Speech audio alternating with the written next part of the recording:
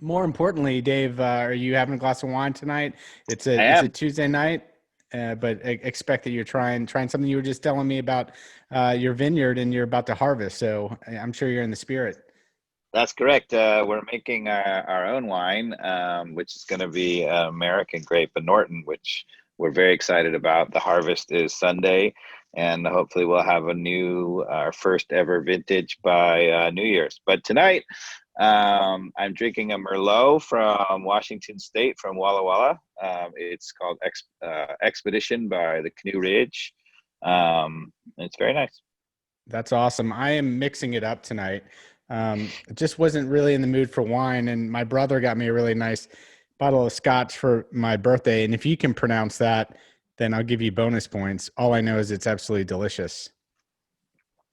Yeah, No effort. I single can't. malt I can't do scotch, it. a Buna Haba Haben, something like that. Now, is it true that you have been drinking Corona to save the good people of Corona I during this I figure madness? you can only fight Corona with Corona or Clorox. I don't know which, but I've chosen Corona as my weapon of choice. It's easier to inject into my throat. Saving our good friends from Mexico from a lot of ignorance and why people would stop drinking Corona. Yeah, yeah. Yeah. Well, they did close down the factories. I guess it's Corona and Modelo down in Mexico. I think they're back in business, but Mhm. yeah, hopefully they're able to catch up to my demand. Um, so before we get into things, about whining, uh, too much. Like I guess what were your thoughts on this last game? I didn't think it was a great showing, even though we got the win. No, to be completely honest, it was very De Boer-esque. I think the tactics that Stephen Glass,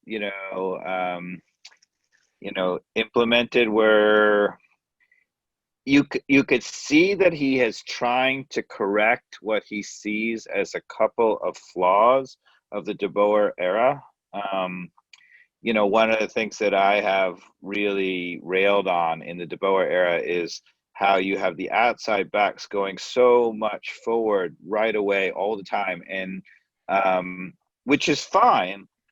But if you're going to do that, you better get offense for them. And they just go mindlessly forward and then end up just standing there. And maybe I'll get to it in a minute. But so one of the things that we talked about in the MLS's back tournament, when the outside backs went flying forward, we had nobody back, and we gave up a goal right down the middle, and it was a terrible goal, which we Yeah. talked about on the podcast. But so he has clearly tried to correct that.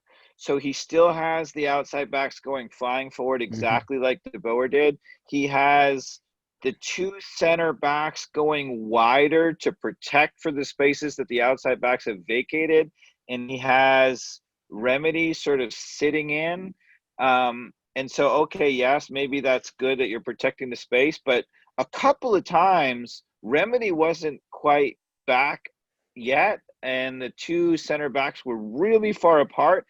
There was a gaping hole. If we give up the ball in a turnover, they could have run right down the middle of us. And so to me, he's fixing a problem that you say, okay, great, it's fixing a problem, but if you fix a problem, it should be a problem that's worth fixing, right? And the problem I have with it is all of that outside back, going forward or whatever, and we're getting so little offense from it. Yeah.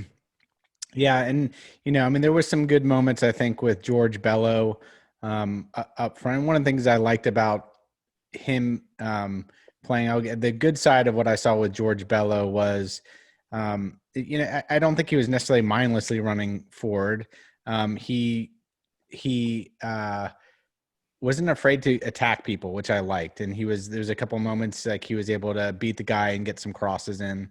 But what I did see was when he again did not have the ball, he felt a little lost. He didn't have the posture and awareness of really what was going on. And I saw a lot of that, not just him, but I don't know if you noticed in the first half, particularly when we had it in our backfield, people were not in good shapes in terms of where they knew where each other were on the field. There were not good triangles. People are stepping into other people's spaces. Well, the reason why I would disagree with you about mindless is because, so it's very easy to see that Bello was going forward to good effect when we attacked down the left. But one thing that probably many people didn't notice, but when we were attacking in the middle or attacking down the right, Bello was going up there also, just 40-yard sprint, okay? And the number of times in the game that Bello made a 40-yard sprint never was involved in the play one iota because we were on the right side, and then eventually had to come back 40 yards. I mean, you might as well, in my opinion, have taken him and said, okay, when we attack down the right, what I want you to do is step off the field and just run wind sprints. All right. Thanks for listening.